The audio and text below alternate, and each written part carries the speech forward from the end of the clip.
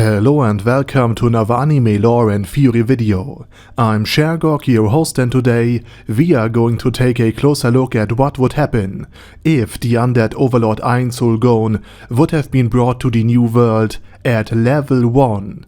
And in the second part of this video series, we will explore how Ainz would handle his first encounter with the Sunlight Scripture.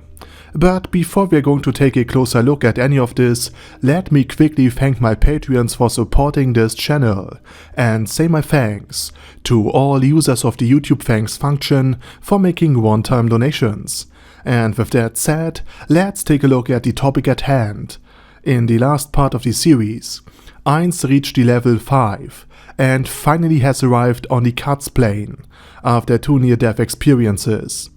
After analyzing his character build, he decided to level up things that would help him in combat.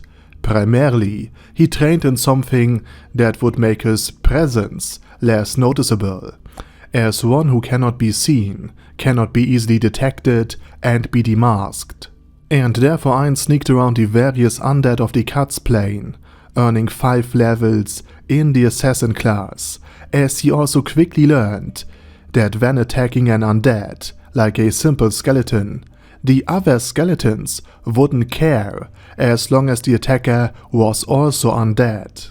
Furthermore, Ainz explored the northern, western, eastern, and southern edges of the plane and realized that there was a fort to the north-northeast direction built by humans, and warriors came from this stronghold to kill the undead. In other words, Ainz avoided the part of the plane and therefore headed towards the south-southwest direction. If you're wondering how Ainz knew where north and south and east and west were in this thick fog of the Cuts plane, well, he gained 2 more levels in Ranger through exploration. Thus his senses and his perception grew sharper. He then discovered the city of Irantel, overrun by the undead, because without Ainz Ooal Gown's intervention, Khajiit could have completed his ritual and become an Elder Lich, unleashing an incredible army of the undead that would have destroyed Irantel. However, Ainz Ooal Gown couldn't find this Lich anywhere, and so he had an entire city to explore, even if it was shrouded in the dense fog of the plane. Since the undead skeletons and skeletal colossus, the undead riders and archers, however, had still ignored the now abandoned houses, Ainz Ooal Gown had found a stroke of luck in this major tragedy, and he plundered the weapons and items left behind, or even still held by the corpses. Ainz also thoroughly searched Lizzie's alchemist shop, and although the healing items didn't benefit him, since they caused damage to the undead, Ainz knew that the few unbroken healing potions, as well as the potions of strength, silence, and invisibility, are useful to him, since they must still have a high value. Here, Ainz also found the first book of magic, herbs, and other texts and notes, which he couldn't read, as the written language was entirely different from Japanese. Now you might ask yourself, where did he stash all of these items? Well, Ainz had extra-dimensional pockets that functions as his item inventory, which were just empty until then. In other words, every bit of loot was collected by him, without becoming over-encumbered. And soon, Ainz had hundreds of swords, axes, shields and spears, thousands of knives and daggers, about 50 magical books obtained from Lizzie's shop, the Mage Guild, and what had remained of the city's temple. He also gathered countless gold, silver, and copper coins, and the logs Ainz picked with his first dagger earned him 2 levels in teeth. However, just as he was about to safely stow away the maps he found in the Major's residence, bright flashes illuminated the otherwise pitch-black rain-cloaked night. Shortly after, the cries of 2 dragons echoed throughout the city. Ainz, now skilled in stealth, decided to approach the site of the battle and overheard from some members of the Sunlight Scripture who stood at the other end of an alley that they did not expect the real battle to commence after they had raided dozens of human settlements and already killed Gazef Stronov, the strongest man in the kingdom, and that they just wished the deployment would finally end. Ainz went around these guards to get closer to the fight and gather more information, as Ainz had not yet had any contact with civilization and knew next to nothing about the dangers lurking in this world. And now that he had learned that the Sunlight Scripture devastated these villages, he wanted to get a clearer picture. And so he witnessed a lich named Khajiit, with 2 skeletal dragons at his side, fighting against the Sunlight Scripture. Half a dozen members of the Scripture were already dead on the ground, and the magic spells they attempted to cast on the lich were always blocked by the 2 skeletal dragons. Reluctantly, Nigun Gritluin, the leader of the Scripture, produced a crystal and called upon the highest level of angel to descend on this very earth.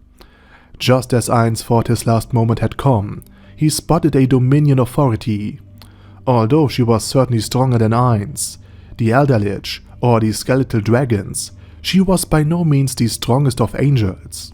Nonetheless, Ainz had to make sure he made a hasty retreat.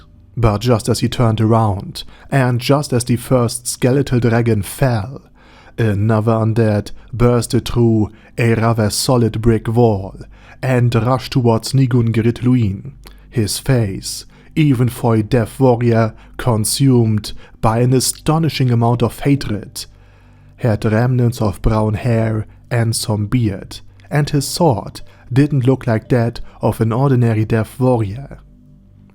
Fascinated, Ainz decided to stay a little bit longer and watched as the death warrior ignored every attack, whether from the angel or the other members of the Scripture, only to kill their leader just before his own demise.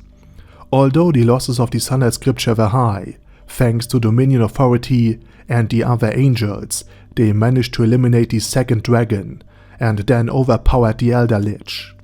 The Vice Commander apparently knew Khajiit, screamed that he was lost and that he should never have strayed from the right path, claiming that Surshana would judge him, before many fireballs burned Khajiit to ashes.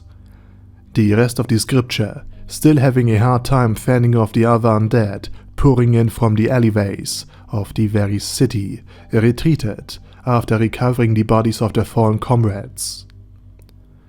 Invigorated by their victory, they managed to carve a bloody path throughout the undead hordes and leave the city more or less intact. But what remained was the corpse, or rather the ashes, of the Elder Lich Khajiit, and next to his robe, Ainz also found the orb of Khajiit, which he immediately took possession of. This orb allowed him to control numerous undead, and with this very item and a few dozen undead in tow, he used the following nights to take everything that was not nailed down from the city, anything that could not be stored in his inventory, like a horse-drawn cart, was taken out of the city by his undead, fully loaded of course. And as Ainz noticed the death of some skeletons he had stationed as guards in the south of the city, he realized that the Sunlight Scripture must have came back, and seemingly also had reinforcements. And so, an undead procession withdrew to the deepest part of the Cat's Plain. And now it's your turn. What do you think about the video and about Ainz Ooal Gown's progression? Let me know it down in the comment section. And while you type, let me quickly say thank you very much for watching, and special thanks to Other Daddy Other, ASK, Bad Guy Ye, Bad Burrito 316, Beezer, Ben C, Brandon D, Chrissy, Crowley 0221, Sia, Crystal Prime, Dead Slime, Death is Mercy, Deathless Dragonlord, Demon Xenomorph 1987, Devin Downen, Ding Dong, Dragonlord Placido Saxophone, Duckwagon, Dunkler Krieger, Dystopia, Dystopia II, Enigmatic Unicorn, Feralchivan, Guy with That Hat, Hector Marino, Hoss, Huster, Jacob G, Jana B, Jason, J. Morris, Chromius, Kyle R, Lee K. Long, Legendarius, Lelouch wie Britannia with a Mustache, Lexus Fox, Lord Nishikian Rai, Lord Touch Me, Loverazor, Merovec, Mr. Shoes, Mr. Tweaker, Michael R, Michael Y, Nope, Oh Hell No, Normal Toad, Okill, Overlord General Gaspar, Paddy Pantom, Personage, Primus 11, Rhinomere, Cune Caracos P, Shangox's Daddy, Shadow Lightning Wolf, Shrine Keeper, Sir Axolotl, Super Tier Magic Batista Bomb, Supreme Cheese, Staris, Ted, Texas Deer, The Orc Warboss, Rocket Smasher, T.E. Wang, Vash Hawkeye, Vegito27, Venture Fanatic, Wilhelm, Xenukai, and Zonagon. Thanks guys. Anyway, have a nice day, and I hope to see you all again soon under my next video.